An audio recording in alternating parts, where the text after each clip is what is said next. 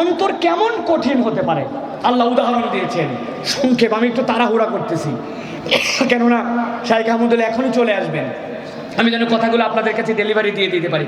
অন্তর কেমন কঠিন হতে পারে একটা উদাহরণ দেখেন। আল্লাহ ফেরাউনের উদাহরণ দিয়েছেন।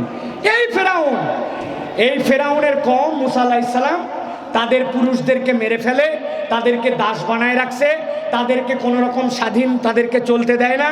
যত ফেরাউনের নিকৃষ্ট কাজ যেগুলো আছে, কষ্টের কাজ, সব ওই মুসা আলাইহিস সালামের কওমের লোকদেরকে করা হয়।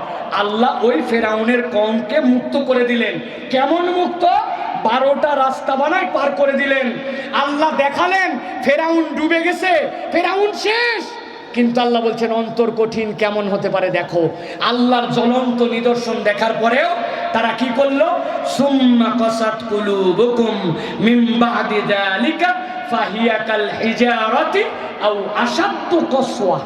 আল্লাহ বলছেন আল্লাহর এইরকম ডাইরেক্ট নিদর্শন দেখার পরেও ওদের অন্তরটা পাথর অথবা পাথরের থেকেও বেশি শক্ত হলো। নাউজুবিল্লাহ বলেন। কি শিক্ষা? আল্লাহর নিদর্শন।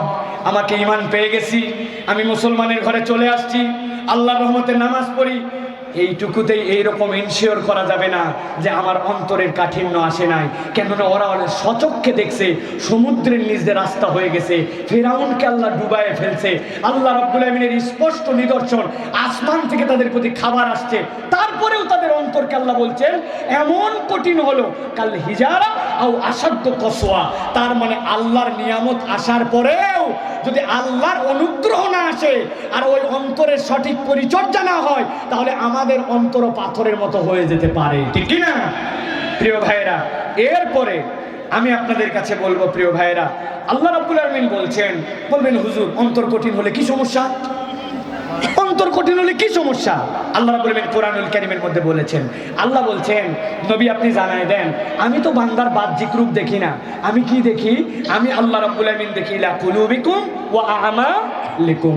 আমি তো বান্দার অন্তর দেখি আর আমল দেখি। সুতরাং বাহিরের সৌন্দর্য, বাহিরের গেটআপ সেটআপ এইগুলো আল্লাহর কাছে মূল্যায়ন নাই।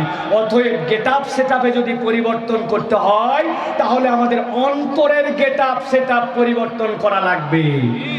লম্বা টুপি পরে ঘোরে, এত বড় দাড়িওয়ালা, কিন্তু মুনাফিকের বাচ্চা মুনাফিক, ইসলামী কাজে বাধা দেয়, মুসলমানদের বিপক্ষে তলে তলে খেলে, এরকম টুপিওয়ালা দাড়িওয়ালা মুনাফিক আছে কিনা?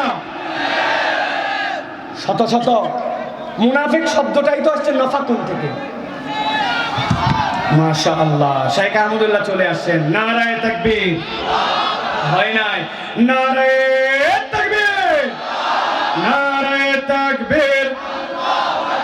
শাইখ আহমদুল্লাহর আগমন, শাইখ আহমদুল্লাহর আগমন চাটখোর গ্রামবাসীর পক্ষ থেকে, বগুড়াবাসীর পক্ষ থেকে, আজকের মাহফিলের উপস্থিতির পক্ষ থেকে, যুবকদের পক্ষ থেকে, তরুণদের পক্ষ থেকে, ইসাকের পক্ষ থেকে শাইখ আহমদুল্লাহর আগমন। নারায়ে তাকবীর। আর একজন এখানে আসবে না, স্বেচ্ছাসেবকরা সব মানুষকে পিছায় দাও, স্টেজ থেকে চেয়ার দেন একটা। শাইখের জন্য একটা বাস চেয়ার হবে এখানে, একটা প্লাস্টিকের চেয়ার আছে। ভাইরা ভিতরে বসেন, ভিতরে বসেন।